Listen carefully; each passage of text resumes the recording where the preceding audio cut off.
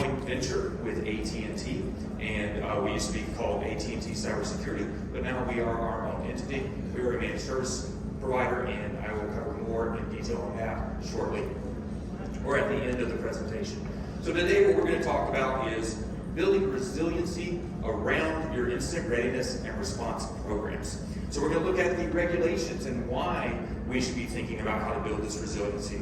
Then we're going to talk about, I'm going to cover how you build more incident response resiliency in your organization. And we also have done some surveys with some of your peer companies, about 500 LevelBlue companies. And as well, I'm going to cover the results of those surveys. And we'll talk about things, what they're prioritizing for incident readiness and incident response, and also how your peers in the industry are consuming managed security services through the surveys and the responses that they gave us.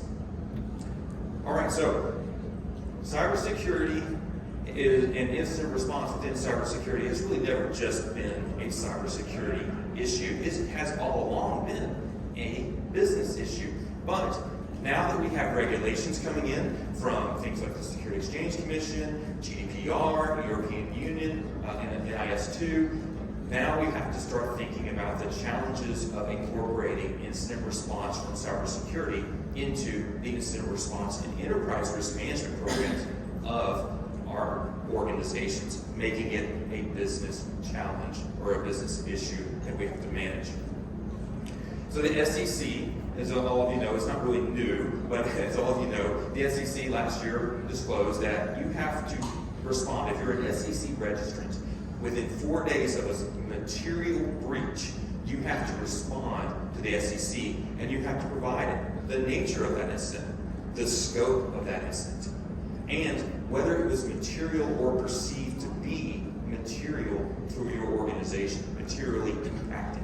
And so a lot of us are sitting there thinking about how do we define what material is for our organizations. And every one of you who are in a different organization, material for you is different than what it is to the person sitting next to you, or the company, the other companies that are in this organization.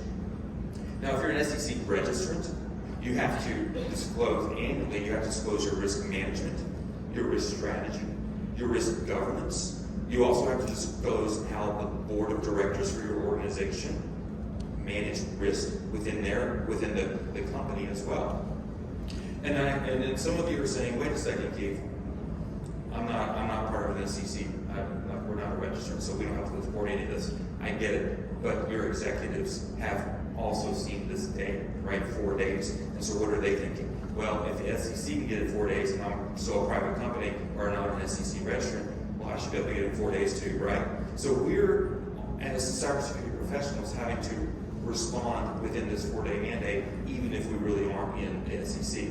And I don't know how many of you have been in an incident before. I certainly have, and so we understand, we share some really, we really have a good understanding of why it's so critical, why this number is so critical, because it's such a high stress moment that we're having to support this organization and recover.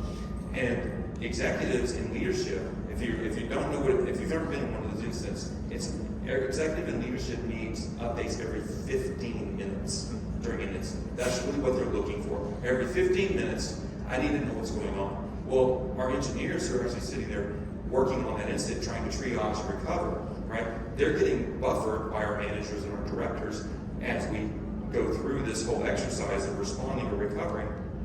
So what we really want to do in this moment is we just don't want to have those incidents, right? We want to make sure that when we do have an incident that we can mitigate it quickly, we can address it quickly, and we don't want it to be a material or perceived to be a material impact on the business.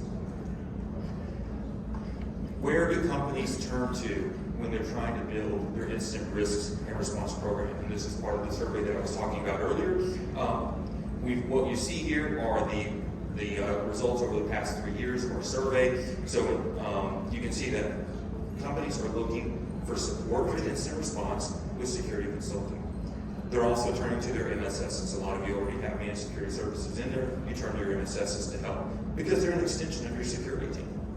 And then we have managed detection and response, right? Our endpoint protection services that are managed now. Now you can see in 2021 that jumped to 48.9%, and then it's quickly decreased. The reason for that is we all left the office. We all went and worked somewhere else, right? And so our security and our IT teams had to get global or cloud managed services, and they needed the expertise of managed detection and response organizations to help address or get the tools out there and get the things we needed rolled out to support all of these people who are now working from home and not in the office. So how do you build and solidify your processes for identifying, addressing, and managing risks, right? In this material, right? A minute ago I just said the SEC says that you have to report a material or a perceived material incident to them in 4 days. So how do you go about doing that? First of all, you have to define what material is. And I like to think of it as a threshold. Just think about it as a line, right? And within that threshold, as a security professional, what we want to do is we want to prevent incidents from going above that materialistic line. There will be incidents that don't necessarily hit material, and that's okay. And that's what we want everything to be. So we go through this whole exercise of defining what that line is, what that threshold is. And we look at things like our incident response processes. We look at how we're going to ensure processes are documented, right? Going through our documentation, making sure that our use of incident response has retainers. In case this breach is bigger than what your organization can handle, who's going to be there to come in and help you mitigate that incident, triage and mitigate that incident? And then make sure you have your governance structure in place, right? Define your frameworks. Are you going to use NIST? Are you going to use ISO? How are you going to govern your risks? And how are you going to govern your incident readiness and response programs? And then have that formal structure. And post-incident analysis. It's okay to go through an incident, but it's not okay if you go through the incident and you don't learn anything from it. And there is always something to learn when you go through an incident. So I'm going to also cover how you can build that resiliency in using a mature incident readiness and response model. Think about where you were in your last incident. And we've had a couple over the summer, right? So were you caught off guard? Because we saw a lot of companies caught off guard over the summer with some incidents that happened. Or maybe you had your procedures and your training in place and you were doing fine. You know what? It took us the weekend to recover. Maybe it took us a few extra days during the week to get everything organized and reset, but we did okay. And we learned a little bit and we moved on, right? We looped in our feedback from those incidents and then we kept moving. Or maybe you slept through the night. I woke up at 8:30 the next morning, Monday morning, and everything was fine. I got a note that said, hey, we had an incident, but no worries, it wasn't materialistic. Our automation and our procedures took care of everything, and we're just rocking and rolling, keep going through the rest of the week. Ideally, all of us want to be there, right? But that's a hard thing to do. That's a hard effort to accomplish. And we all recognize that. When you're building your incident response programs, they are the foundation of everything else to mitigate an incident. You have disaster recovery and backup plans, right? Well, it's great to have a backup plan, but do you have a response plan to restore the backups, right? So you think about all these different ways, all these different tools, all these different techniques that we build into our incident response programs in order to support and mitigate and quickly recover from incidents. And we also build metrics around those. Key performance indicators, key risk indicators. But here's the problem. What happens, or what do you need in order to fill out your key performance indicators and your key risk indicators? You need incidents. And what do we not want? We don't want incidents, right? So we don't want to have to go through this, but of course it's a nature of the business today. So is there a better way for us to improve our incident readiness and response programs? We can use a maturity model. So if most of you have seen capability maturity models, they're familiar. A lot of organizations have seen them. A lot of Carnegie Mellon has theirs of CMMI, which is one I've used for probably 20 years now at this point. But it's a great model for us to improve our readiness and response programs. And the reason why that model works is because we have to first build out our incident readiness, right? Risk assessments, incident response plans, development, making sure we have our endpoint detection tools in place, and all that feeds into our incident response so that we can triage those incidents, so that we can identify the malware, predict, do threat modeling, understand what it is that we're going to have to protect from.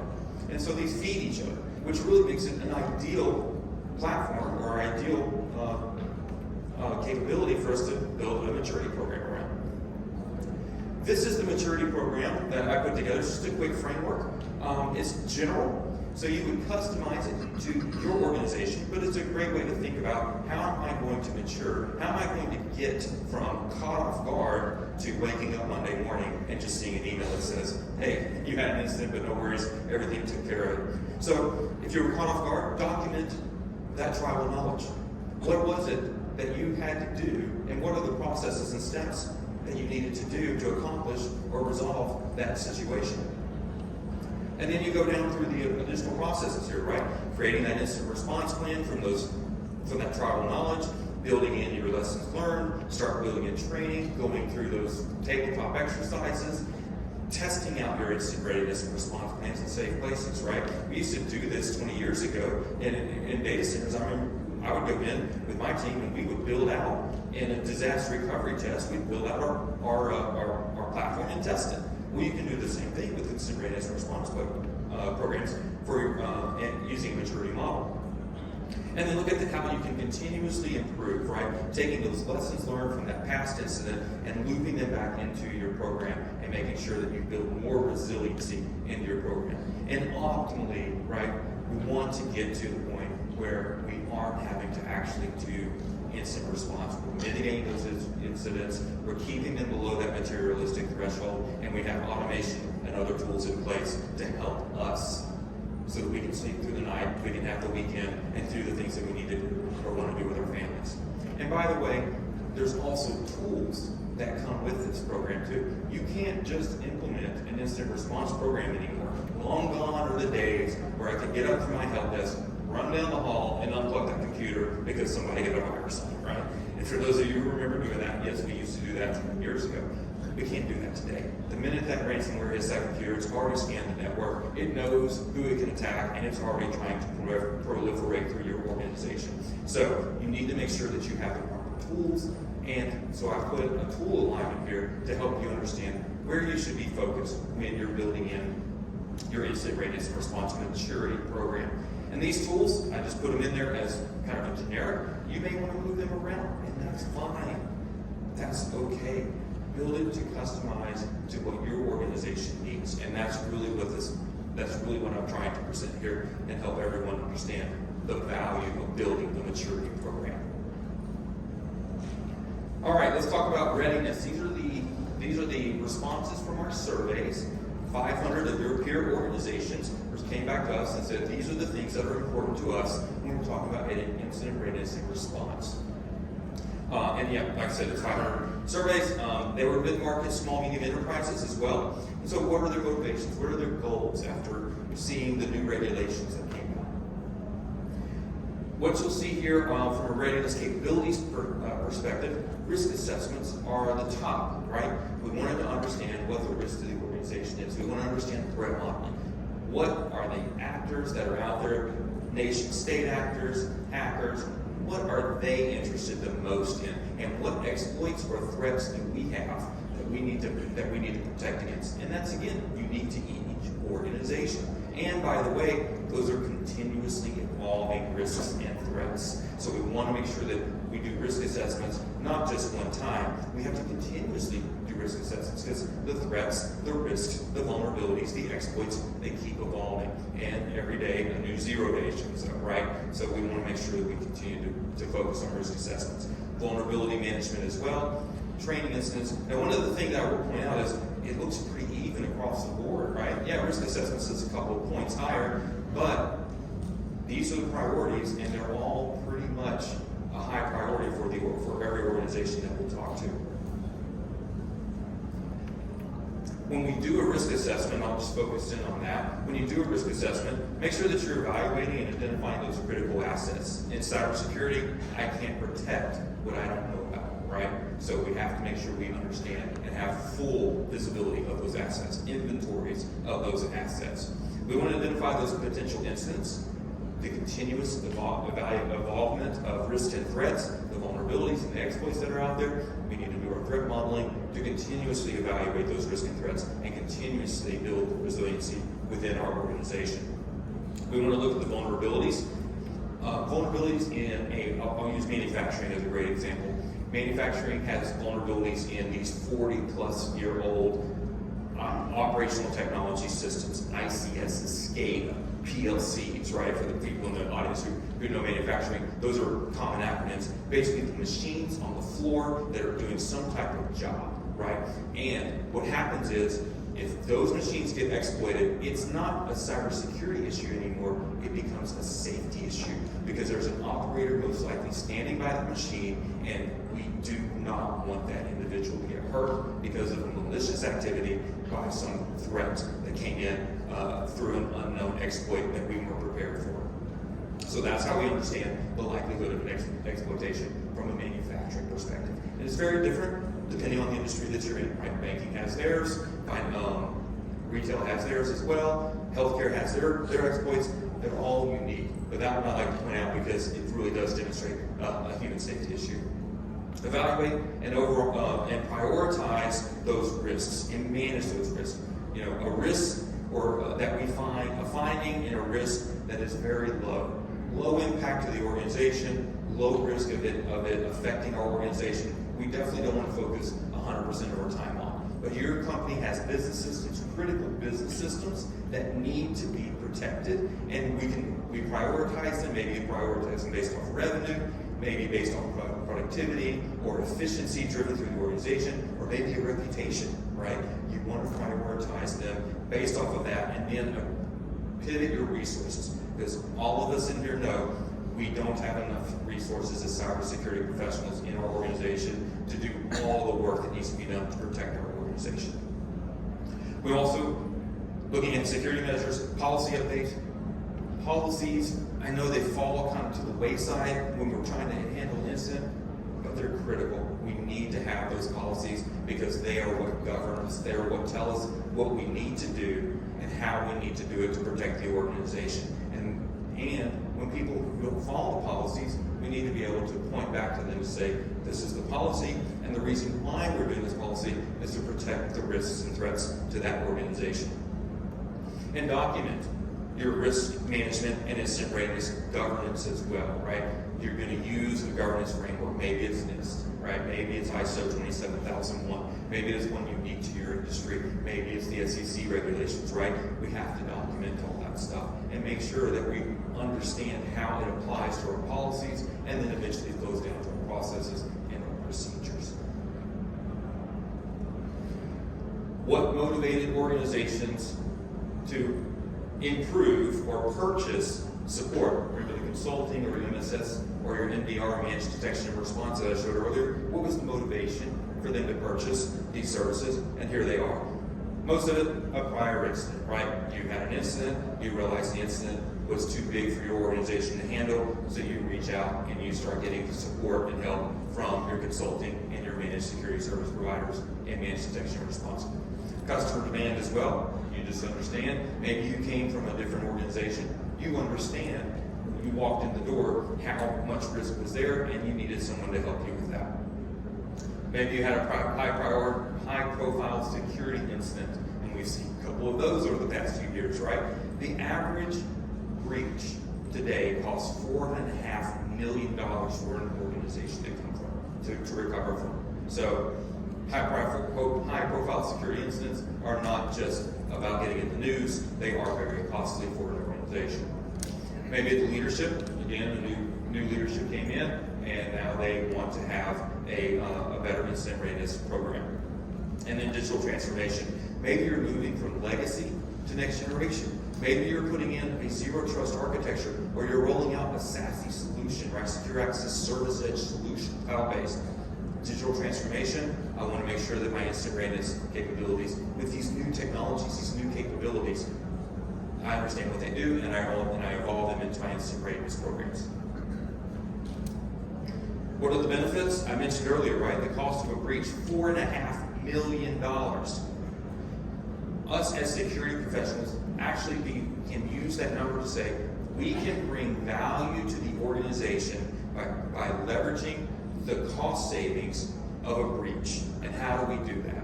First of all, that $4.5 million had to come from somewhere. Cybersecurity insurance does not cover that amount, period. You can go out there and look at the studies and see what it is, something like maybe 10%. But that money has to come from somewhere. Did it come from a new product or new revenue generating programs in your organization that now you can't go and use anymore, right? You have to pause those programs because you've got to find money to pay for this ransomware incident, right? Or it could be even more devastating. You could have people who are getting laid off, entire organizations might get laid off because I've got to use the money that I was going to pay for these people, or I can't hire the people that I have budget for because I've got to take a couple of points off of my budget and hand them over so that we can mitigate this breach. Really important thing to have in your back pocket, or at least to talk about when you're talking about how does cybersecurity bring value to your organization. Enhanced safety. I talked about the manufacturing earlier, right? We don't want human safety issues. Reducing the liability. Again, reducing that $4.5 million. I think it's an average of $1.5 million saved if you have a resilient incident readiness and response program. And then quick recovery. Of course, we all want to be able to spend our weekends with our families, so if we can quickly recover from this incident without having it impact our out of time, our time outside of work, and we definitely want to have that. And then legal and compliance. A lot of us are in. If you're an FCC registered, right, you have legal and compliance requirements. Incident response priorities.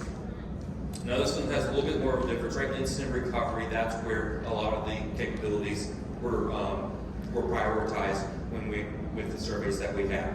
Incident recovery, again, think about the managed detection and response earlier, right? Nearly 50% increase in managed detection and response when organizations had to disperse their workforce out of the office, and that's instant recovery, right? Making sure that we can have the tools in place to recover from any instance of these individuals' points that are out there.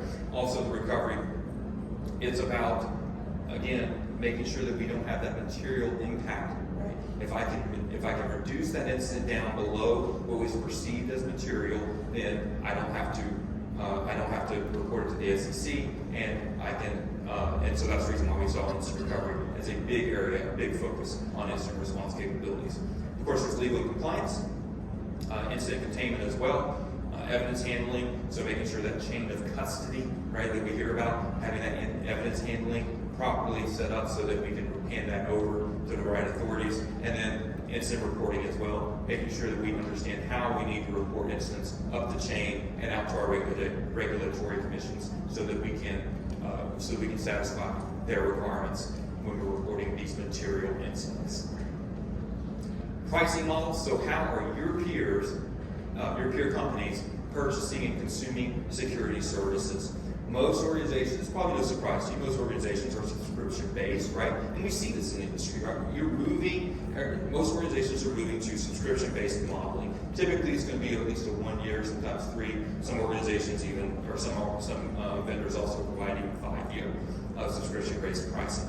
Retainer-based pricing. Think about your incident response capabilities, right? I have an incident response retainer, and that retainer is good for a year. And then also think about, though, when you're talking with your vendors about incident response retainers, are there ways for them to, if you don't have to use it for the year, are there ways for you to build that in to help define or improve or build more resiliency into your incident readiness and response programs? And then fixed fee as well. There's still some fixed fee programs out there, and some organizations still prefer to use those. And fixed fee is really more of a consulting area, right? So consulting has typically been hourly, right? You get, this resource for 160 hours, right? Or you can get the resource at a fixed fee 1 month. So most organizations now are looking in the consulting area for fixed fee-based pricing. When you're looking for third-party support, who are the vendors that you're going to find the resources and the services for incident readiness and response? And managed detection and response providers are a top one. along with your managed security service providers, or your MSSPs, and your managed service providers. A managed security service provider, just for everyone here who wants to know the difference, think about your firewalls, think about your SOC, think about your SIMs. Those are all managed security service provider offerings. Managed service provider, think about your routers, right? Your network that you're operating. Those are what the managed service providers support as well. So that's a little bit of a differentiation. You can get both services, all services, security and networking services from both. It just depends on who you want to work with and how you want to partner with them. So in summary, I hope everyone here saw that building resiliency into your incident readiness and response programs is what builds the maturity and keeps you from having to use just KPIs and KRIs, which we need incidents for in order to improve your program. Maturity is a great way to do that without having to have incidents. Be proactive, continuously evaluate those risks and threats, and then evaluate the tools that are in place for effectiveness. Are the tools that you have in place today effective? Are they giving you what you need? Are they driving value? Can you demonstrate the effectiveness and the value of those tools and services to your leadership and to your organization? I mentioned earlier, LevelBlue is an extension of it's a joint venture with AT&T. We are a managed security service provider. We provide managed protection and managed security services. Managed SOC. If you remember the old Alien Vault Labs, right? That is now LevelBlue Labs. And we operate the Open Threat Exchange. It's one of the largest threat exchange entities in the world, in the global world. We are a global company. As it was mentioned earlier, I'm the practice lead for cybersecurity consulting.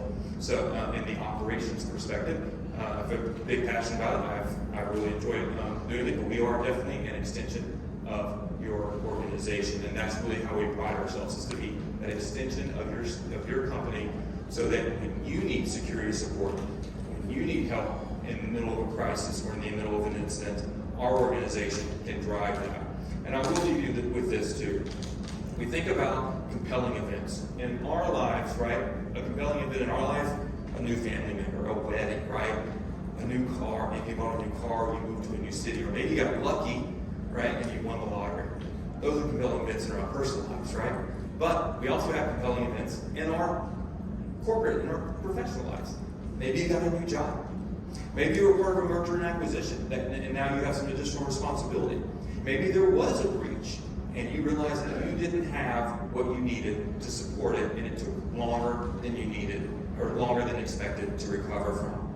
And that's where managed security service providers and your consulting teams can come and help you. It's during those compelling events, whether you're new at a company and you need to figure out what your security capabilities are. Maybe you had a merger and acquisition and now you need additional support to handle the growth in your organization. Or maybe you had a breach and you realized it got bigger than what your organization could support, and so now you need help mitigating that incident and recovering from it. Thank you all.